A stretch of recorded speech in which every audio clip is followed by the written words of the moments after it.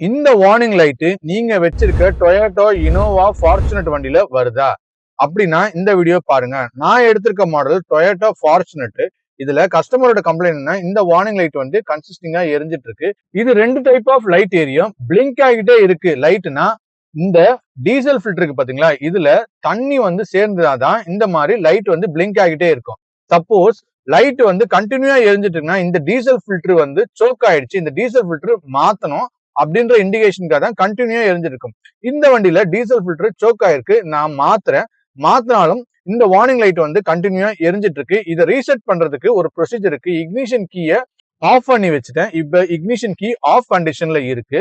இப்போ இந்த diesel ஃபில்டர்ல water temperature sensor இருக்கு பாத்தீங்களா, இந்த சென்சாரை கழட்டி விட்டுருங்க. இந்த சென்சாரை அப்படியே எடுத்துட்டு இப்ப இக்னிஷன் கீயை ஆன் பண்ணி வைங்க. வெறும் வண்டிலாம் ஸ்டார்ட் பண்ணாதீங்க, இக்னிஷன் கீயை ஆன் பண்ணி ஒரு 20 செகண்ட்ஸ் அப்படியே வைங்க. இக்னிஷன் கீயை வந்து ஆஃப் பண்ணாதீங்க, இந்த கப்ளரை மாட்டாதீங்க. ஒரு 20 செகண்ட்ஸ் கழிச்சு இந்த கப்ளரை மாட்டுங்க.